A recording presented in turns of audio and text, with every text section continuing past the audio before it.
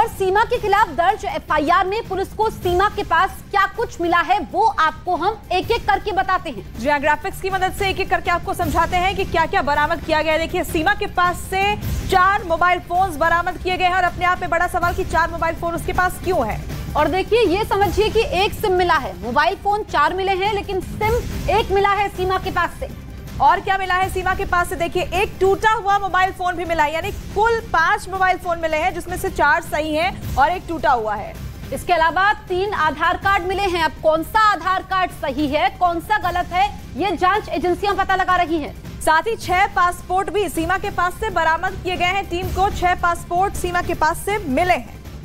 तो एक एक करके हम आपको बता रहे हैं। अब ये देखिए, 4 जन्म प्रमाण पत्र भी सीमा के पास मिले हैं, यानी कि हर चीज की संख्या एक नहीं है, उससे अधिक है।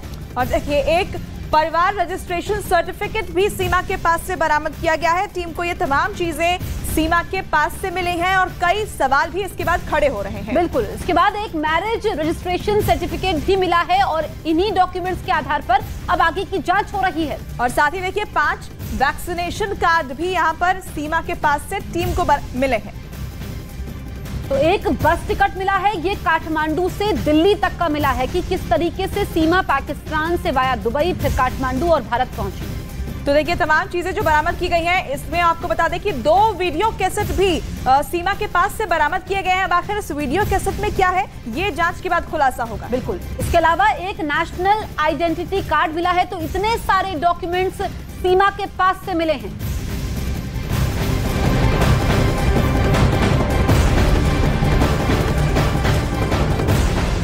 तो प्लेन के टिकट से लेकर बस का ticket, national identification card, video cassette, इतना ही नहीं मोबाइल फोन, सिम कार्ड, ये सब कुछ जो है सीमा हैदर के पास से बरामद हुआ है। जिसके बाद अब यूपी एटीएस जो है वो लगातार जांच पड़ताल करने की कोशिश कर रही है। लेकिन इन सब के बीच में आप समझिए कि आखिर चुनौती जो है वो अब एटीएस के सामने क्या है। सबसे बड़ी चुनौती यूपी एटीएस के सामने ये है कि जो फोन डिस्ट्रॉय किए गए हैं उसका डेटा रिट्रीव किया जाए। और जब डेटा रिट्रीव किया जाएगा तो ये पता चलेगा कि आखिर किन किन से लगातार संपर्क में है सीमा हैदर थी। देखिए, जब पाकिस्तान की बात करें तो पाकिस्तान में वो कौन कौन से नंबर थे जिनसे लगातार बातचीत जो है सीमा हैदर की तरफ से की जा रही थी। जब पाकिस्तान से वो नेपाल पहुंची तो आखिर वो कौन कौन से लोग थे जिनसे लगातार बातचीत जो है सीमा हैदर कर रही थी। इतना ही नहीं, वो कौन सा शख्स था या वो कौन से लोग थे, चाहे वो भारत के हो या फिर पाकिस्तान के हो, जो लगातार सीमा हैदर की मदद कर रहे थे। आखिर किसकी मदद से जो है पाकिस्तान से इतनी आसानी से जो है हिंदुस्तान की जमीन पर सीमा हैदर पहुंच गई।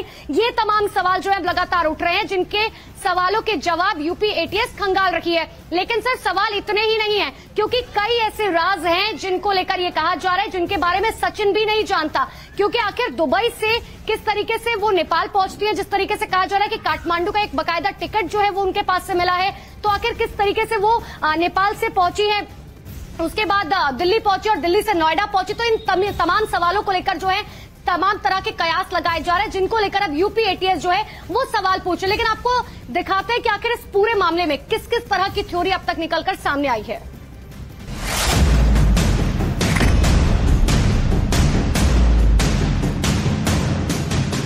सीमा हैदर अचानक खबरों में आती हैं, फिर पकड़ी जाती हैं, कोर्ट से जमानत मिलने के बाद बाहर आती हैं तो खुद को सेलिब्रिटी की तरह पेश करती हैं। लेकिन जैसे सीमा हैदर मीडिया के सामने आई, अपने Pakistan to Hindustan via Nepal connection को प्यार का नाम देकर दुनिया के सामने रखा। वो सामान्य नहीं था। महज 10 दिन हिंदुस्तान में रहने के बाद इतनी शुद्ध हिंदी बोलना सामान्य नहीं था। कम शिक्षा के बावजूद अंग्रेजी के शब्दों का बखूबी इस्तेमाल सामान्य नहीं था।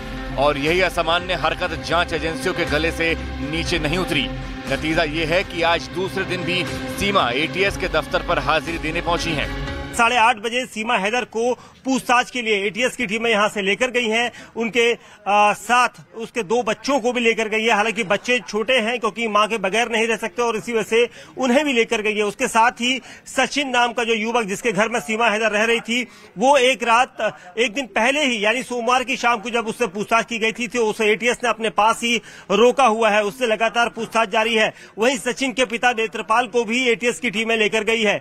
एटीएस की टीमें अब उस एंगल की तरफ जांच कर रही है जिस पर अब तक पर्दा साफ नहीं हुआ था।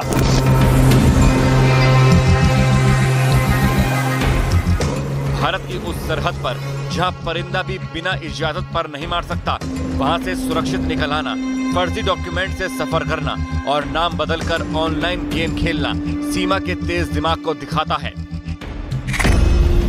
एटीएस की टीम सुबह करीब 8:30 पर सीमा हैदर और उसके 2 बच्चों को अपने साथ ले गई। सीमा के साथ सचिन के पिता नेत्रपाल भी गए। वहीं सचिन मीणा पहले से एटीएस ऑफिस में है।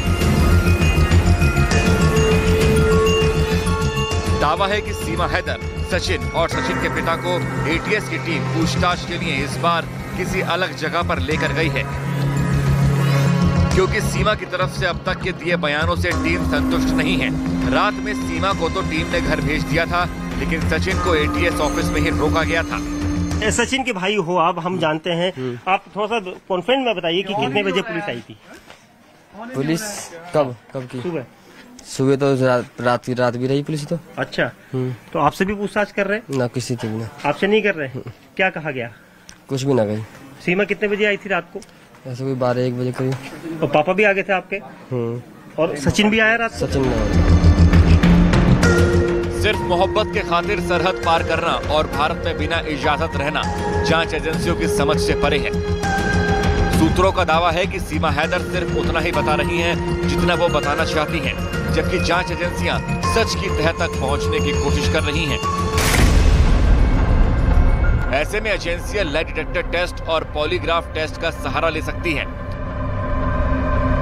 वहीं यूपी पुलिस सीमा हैदर के पास से मिले मोबाइल में डिलीट डेटा को रिकवर करने में जुटी है। दावा है कि सीमा हैदर ने अपने कई चैट्स भी डिलीट किए हैं, जिन्हें रिकवर करने की कोशिश की जा रही है। सीमा के पास से पुलिस को क्या कुछ मिला है वो भी सुनिए।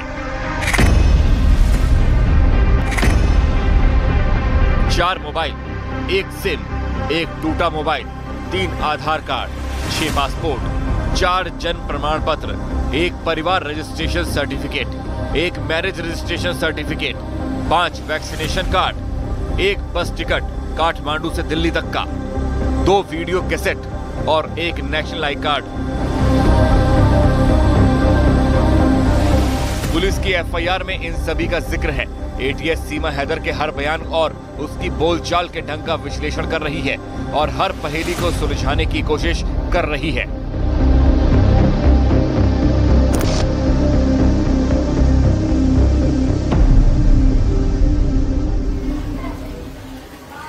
तो सीमा हैदर इस वक्त यूपी एटीएस की लगातार रडार पर है और यही वजह है कि लगातार उनसे पूछताछ की जा रही है, क्योंकि जो थ्योरी सीमा हैदर की तरफ से बताई जा रही है कि आखिर किस तरीके से पाकिस्तान से वो भारत पहुंची, उस थ्योरी पर किसी को विश्वास नहीं हो रहा है। उस पूरी थ्योरी पर सस्पेंस जो है वो अब भी बरकरार है। एक रिपोर्ट आपको दिखाते हैं।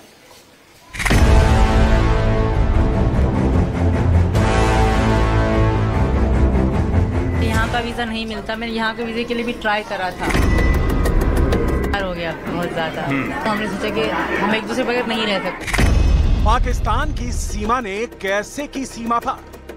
पहली बार मैं 10 मार्च को आई थी सर, तब इनसे सिर्फ मुलाकात के लिए। कहाँ हुई थी वो मुलाकात? नेपाल में, क्योंकि यहाँ का वीजा नहीं मिलता, मैंने यहाँ के वीजे के लिए भी ट्राई करा था। ऐसा नहीं कि मैंने डायरेक्ट सोचा कि मैं गलत तरीके से जाऊंगी। पहले मैंने यही सोचा कि मैं यहाँ आऊंगी। मैंने वो फहाद अब्बासी हैं, उनसे रिक्वेस्ट भी कर। सीमा पार से आई सीमा की क्या है पूरी हकीकत? सब कुछ इंडिया कर, इन्होंने आधार कार्ड, राशन कार्ड की कॉपी भेजी, वो मैंने निकलवा के उनको दी थी कि भैया मुझे जाना है इंडिया। और भी डॉक्यूमेंट पूरे ना हो पाए, 3 चीजें होनी चाहिए। तो पहली बार आप जब नेपाल आई तो कुछ दिन आप रुकी भी थी सचिन के साथ? हाँ, हम रुके 7 दिन रुके, हमने शादी करी। कहाँ शादी हुई आपके नेपाल? पशुपतिनाथ में शादी।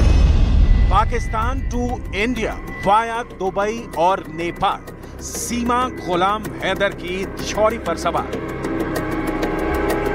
ये मेरे साथ पहली बार आए, फिर हम खेलते अच्छा खेलते थे। पुराने थे, मैं नई थी पबजी में, तो हमारी बहुत अच्छी दोस्ती बन गई। दोस्ती से फिर 21 में हमारा थोड़ा प्रपोज हुआ, इन्होंने मुझे करा, मैं इनको करा, हम दोनों में नंबर एक्सचेंज हुए।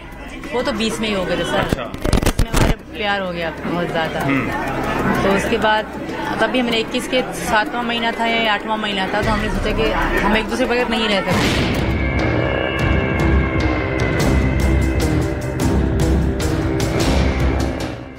पाकिस्तान से अपना प्यार पाने के लिए भारत आई सीमा हैदर और सचिन की लव स्टोरी में ट्रैवल हिस्ट्री के सवाल पर टोटल सस्पेंस है।